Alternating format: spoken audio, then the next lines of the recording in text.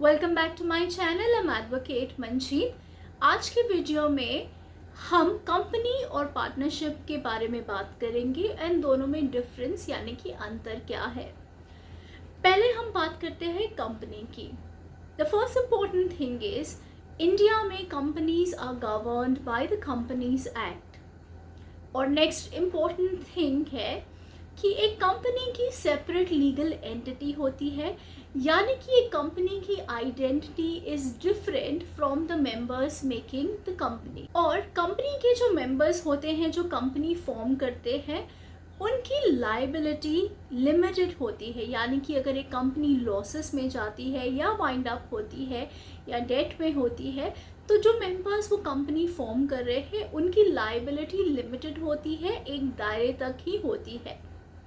और कंपनी की जो प्रॉपर्टी होती है वो कंपनी की प्रॉपर्टी होती है, कंपनी के नाम से वो प्रॉपर्टी होती है, ना कि मेंबर्स की पर्सनल प्रॉपर्टी या मेंबर्स के नाम पे प्रॉपर्टी होती है।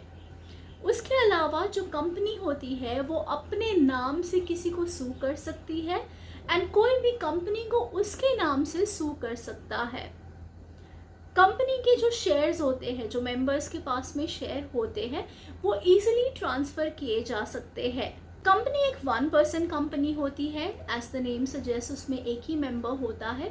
कंपनी एक प्राइवेट कंपनी हो सकती है जिसमें मिनिमम अप 2 मेंबर्स होने चाहिए और मैक्सिमम 200 हो सकते हैं। Eight the same time company public company भी हो सकती है जिसमें आपके minimum number of members should be 7 and maximum कोई अपर लिमिट है नहीं, तो कितने भी हो सकते हैं। कंपनी जब आप फॉर्म करते हो तो उसमें बहुत सारा documentation is required and forming a company is also expenses, बहुत पैसा खर्ची होता है उसमें।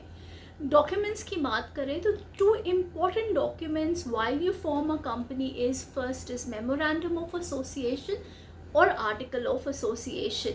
ये 2 ऐसे डॉक्यूमेंट्स हैं which are very important for a company.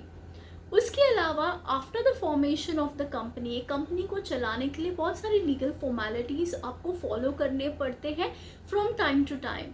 For example, you need to have general body meetings every year, you need to have audits every years and so many things that you have to follow as far as the legal aspect is concerned। तो legally आपको बहुत सारी formalities को अध्ययन करना पड़ता है for the smooth functioning of your company.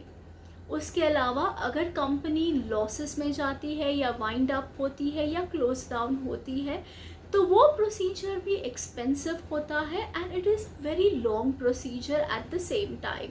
उसे टाइम लगता है कम्प्लीटली क्लोज डाउन होने को, कंप्लीट प्रोसीजर होने को।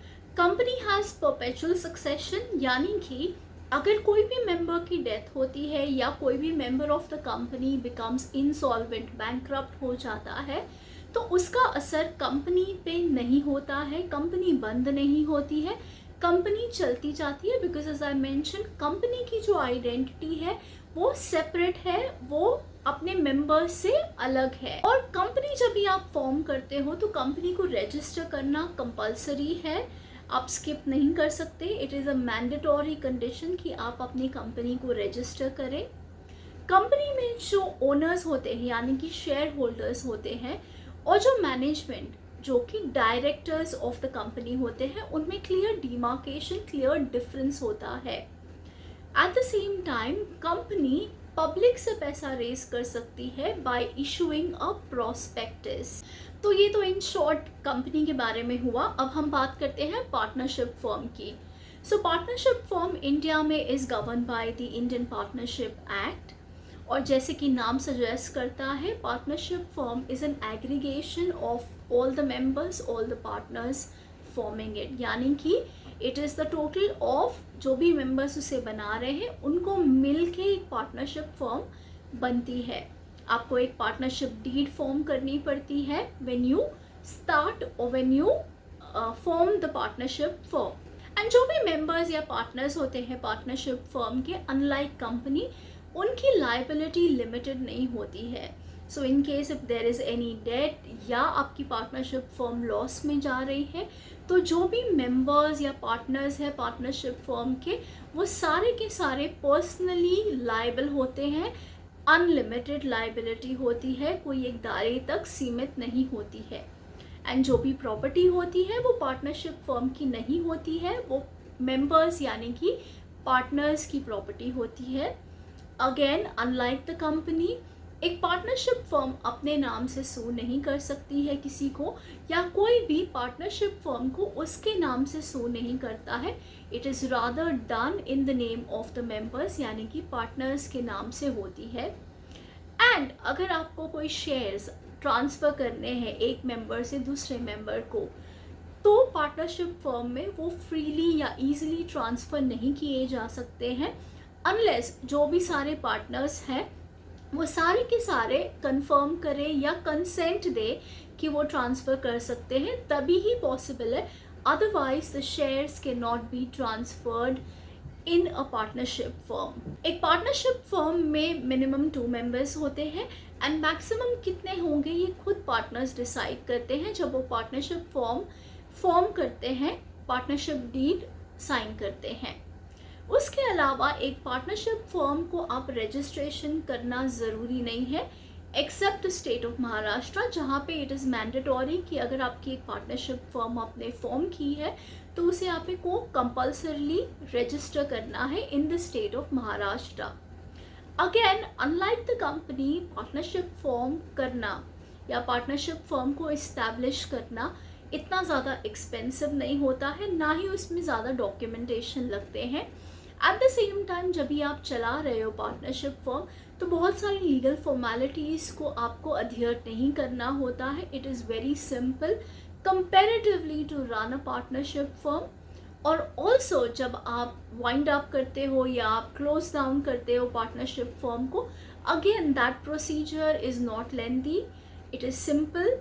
एट द सेम टाइम उसमें भी ज़्यादा खर्चा नहीं होता है, it is not that expensive to wind up a partnership firm. अगर पार्टनरशिप फर्म के कोई भी मेंबर की डेथ होती है या वो इंसॉल्वेंट यानी कि बैंकरप्ट हो जाता है, तो partnership firm by default close down होगी, unless and until there is something contrary to it mentioned in the partnership deed। तो यानी कि बाय डिफ़ॉल्ट अगर कोई मेंबर की डेथ होती है या इंसॉल्वेंट होता है तो कंपनी क्लोज डाउन होगी। बट अगर इसके ऑपोजिट में कुछ ऐसा मेंशन किया गया है आपकी पार्टनरशिप डीड में, only in that condition the partnership firm will still go on unless it will close down. उसके अलावा पार्टनरशिप फर्म में ownership and management both lies in the hands of the partners, यानी कि जो partners होते हैं partnership firm के, वो ओनर्स भी है वो फर्म के, एट द सेम टाइम वो उसे रन भी करते हैं, दैट मीन्स वो उसकी मैनेजमेंट भी संभालते हैं।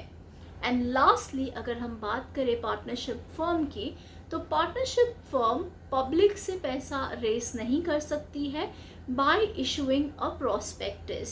So that was in short about partnership firm।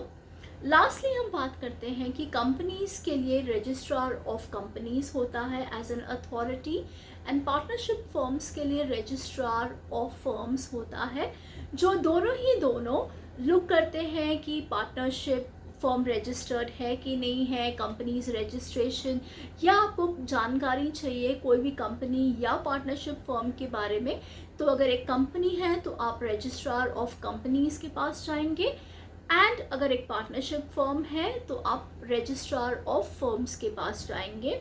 Registrar of firms इन मुंबई का एड्रेस मैं डिस्क्रिप्शन बॉक्स में मेंशन कर दूंगी।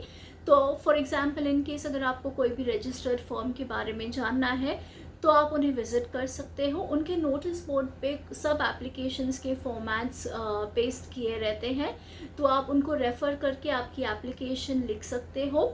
वेबसाइट पे जाके आप पेमेंट कर सकते हो, which is nominal charges that you need to pay. For example if you have to remove information about registered firm, अगर आपको एक रजिस्टर्ड फर्म के बारे में जानकारी चाहिए तो nominal charges would be something around 135 rupees including GST which I paid last time. वो पेमेंट करके आपको इन्फॉर्मेशन वहाँ से मिल जाती है। So that brings us to the end of the video. It was just a small video. मैंने बहुत डिटेल्स में नहीं बताया आपको कंपनी और पार्टनरशिप फर्म के बारे में, just basics touch up kiए हैं कि what a company is and what a partnership firm is. I hope you all find this useful. Do like, share and subscribe to my channel so I get motivated to bring more videos for you guys. Also, please mention comments in the comment section so that I can make it more engaging.